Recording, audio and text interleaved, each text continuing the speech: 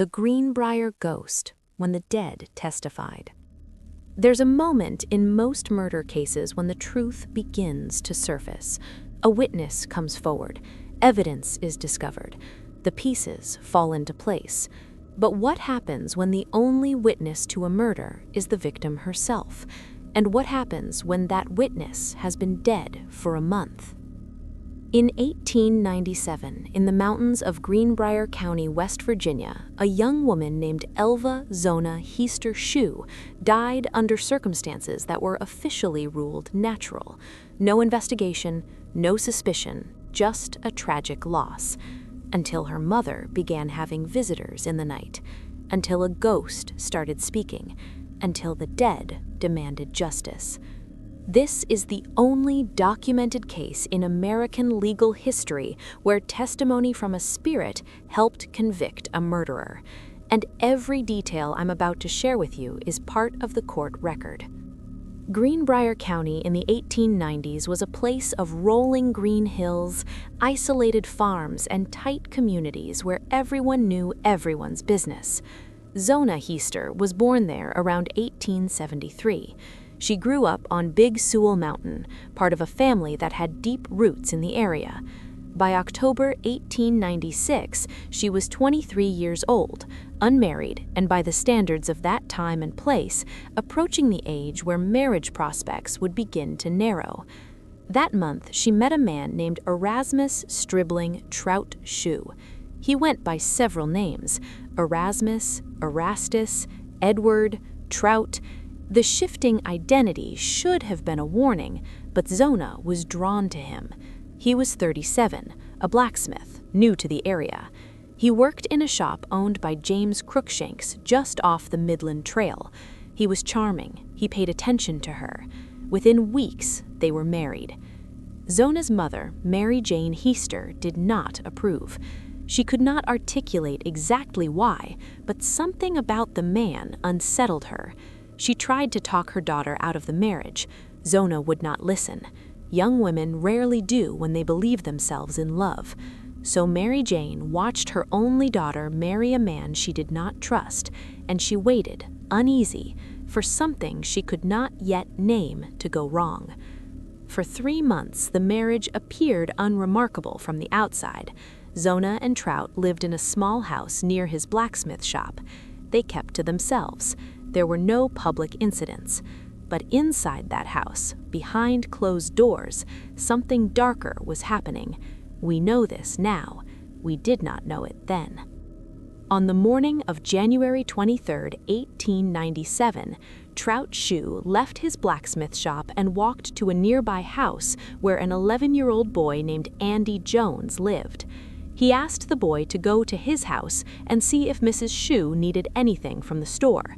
It was a routine errand. The boy went.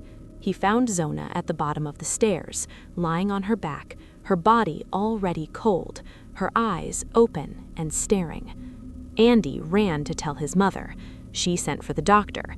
Dr. George Knapp arrived to find that Trout Shue had already moved his wife's body upstairs to the bedroom. She was dressed for burial in a high-necked dress with a stiff collar. Trout was cradling her head, sobbing, overcome with grief. Every time Dr. Knapp tried to examine her, Trout became more agitated, more emotional, until the doctor, uncomfortable and uncertain, gave up. He made a cursory examination. He noted that Zona had been complaining of some vague illness recently. He wrote down everlasting faint as the cause of death, which was a polite way of saying he did not know. Some reports later listed it as heart failure. Others suggested complications from childbirth, though there was no evidence Zona had been pregnant.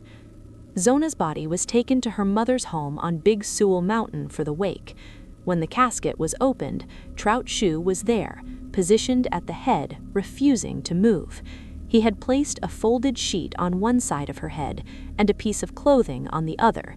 He explained, tearfully, that it would help her rest easier. Around her neck, he had tied a large scarf with a bow. He said it had been her favorite.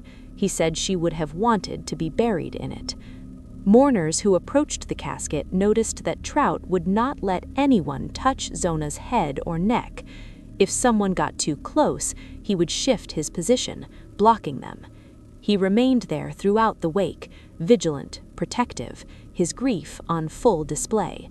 The next day, Zona was buried in the cemetery on the hilltop, and that, it seemed, was the end of the matter. But Mary Jane Heaster could not let it rest. Something was wrong. She felt it in her bones. Her daughter had been healthy. There had been no warning. The death made no sense. And the way Trout had behaved at the wake, the way he guarded the body, the scarf tied so carefully around the neck, it all felt calculated, staged. For weeks, Mary Jane could not sleep. She lay awake at night, turning the details in her mind, searching for answers that would not come. And then one night, her daughter appeared. Mary Jane Heaster would later testify, under oath, in a court of law, that Zona's spirit visited her 4 nights in a row. The first night, the apparition stood at the foot of the bed, silent, watching. The second night, it came closer. The third night, it spoke. And on the 4th night, Zona told her mother everything. According to Mary Jane, the Zona's ghost explained that Trout had come home from work in a rage. He was angry that there was no meat cooked for supper. They argued, and in his fury, he grabbed her by the neck and strangled her. He squeezed until something snapped. Zona said her neck had been broken at the first joint. She said the scarf and the high collar were not tokens of love. They were concealment. They were evidence of murder. Mary Jane did not question what she had seen or heard. She believed her daughter, and she was determined to make someone else believe it too. She went to the county prosecutor, John Alfred Preston. She sat in his office for hours, telling him about the visitations, about what Zona's ghost had revealed. Preston did not dismiss her. Whether he believed in ghosts is unclear from the historical record, but he was a practical man. He recognized that Mary Jane Heaster was credible, that she was not hysterical, and that her suspicions, supernatural source aside, had a logic to them. He began asking questions. He sent deputies to re-interview people connected to the case. One of them spoke to Dr. Knapp, who admitted, under pressure, that he had not conducted a thorough examination. He said Trout had been too distraught, too insistent that the doctor leave the body alone. He saw this as sufficient grounds to order an autopsy.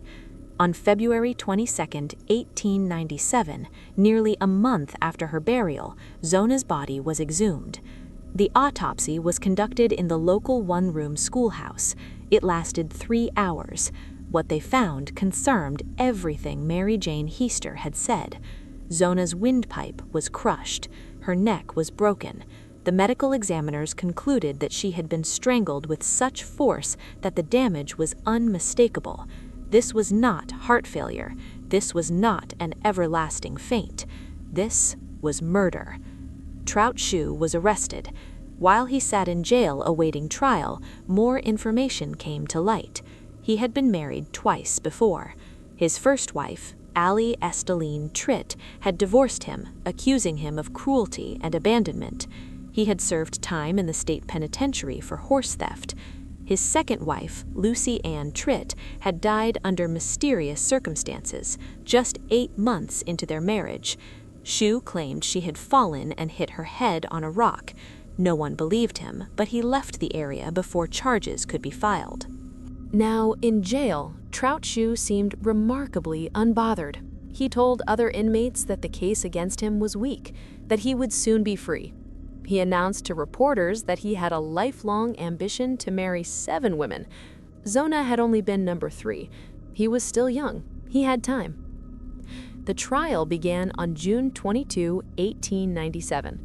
The prosecution built its case on circumstantial evidence. They called witnesses who testified about Trout's behavior at the wake. They presented the autopsy findings. And then they called Mary Jane Heaster to the stand. Prosecutor Preston did not lead with the ghost. He questioned her about the facts, about her daughter's health, about her suspicions. But Trout Shue's defense attorney made a critical mistake. Hoping to discredit Mary Jane by making her seem unreliable, he brought up the spirit visitations himself on cross-examination. He pressed her hard, asking her to describe in detail what she claimed to have seen and heard. He expected her to falter, to contradict herself, to reveal the story as the delusion of a grieving mother. She did not falter. She answered every question calmly, clearly, without hesitation. She said, "It was no dream. She came back and told me that he was mad that she didn't have no meat cooked for supper. The second night, she told me that her neck was squeezed off at the first joint, and it was just as she told me." The jury listened. The community listened. And whether they believed in ghosts or not, they believed Mary Jane Heaster. The autopsy had proven she was right. Her daughter's neck had been broken exactly as the spirit had described. Trout Shue took the stand in his own defense. He spoke for hours. He denied everything. He called the prosecution spite work. He protested his innocence. He appealed to the jury to look into his face and see that he was telling the truth. But his testimony was too detailed in the wrong places, too evasive in others. His manner, witnesses later said, left an unfavorable impression. The jury deliberated for just over an hour. They returned a verdict of guilty of murder in the first degree. 10 jurors voted to hang him. The sentence, without unanimous agreement, was life in prison. Trout Shue was scheduled to be transferred to the state penitentiary in Moundsville, but before that could happen, a group of men, somewhere between 15 and 30 depending on the account, assembled with a new rope and weapons. They intended to lynch him. A man named George Hara got word of the plan and alerted the sheriff. Deputies spirited Shue out of the jail and hid him in the woods overnight. The next morning, he was transported safely to prison. He died there on March 13, 1900, 3 years into his sentence, during an influenza epidemic. He was 43 years old. Mary Jane Heaster lived on Big Sewell Mountain until her death in 1916. She never recanted her story. She never expressed doubt. Her daughter's ghost, she maintained until the end of her life, had told her the truth, and the truth had set justice in motion. A state historical marker stands today along Route 60 in Greenbrier County. It reads, "Interred in nearby cemetery is Zona Heaster Shue. Her death in 1897 was presumed natural until her spirit appeared to her mother to describe how she was killed by her husband, Edward. Autopsy on the exhumed body verified the apparition's account. Edward, found guilty of murder, was sentenced to the state prison. Only known case in which testimony from a ghost helped convict a murderer." The case is unique not because a ghost appeared, though that is certainly what captures the imagination, but because a mother refused to accept a convenient lie. She believed her daughter. She pursued justice even when the source of her information defied explanation. And whether you believe Zona's spirit truly visited Mary Jane Heaster, or whether you believe a grieving mother's intuition led her to the truth, the outcome is the same. A murderer was caught, a victim was vindicated, and the dead, in a very real sense, testified. The legal transcripts from the trial still exist. The autopsy report is part of the public record. The historical marker stands on the side of the road for anyone to see. This is not folklore embellished beyond recognition. This is documented history, strange and unsettling as it is. And Zona's ghost was never seen again. Once justice was served, she was silent. Perhaps that was all she wanted, to be heard, to be believed, to make sure that the man who killed her did not walk free. Thank you for listening to this true account of the Greenbrier ghost. If you found this exploration of a case where the supernatural and the legal system intersected compelling, I would appreciate it if you took a moment to like this video and subscribe to the channel. There are more stories waiting to be told, more mysteries rooted in real history, and I will be here to guide you through them with care and respect for the truth. Until next time, remember that some voices refuse to be silenced, even by death itself.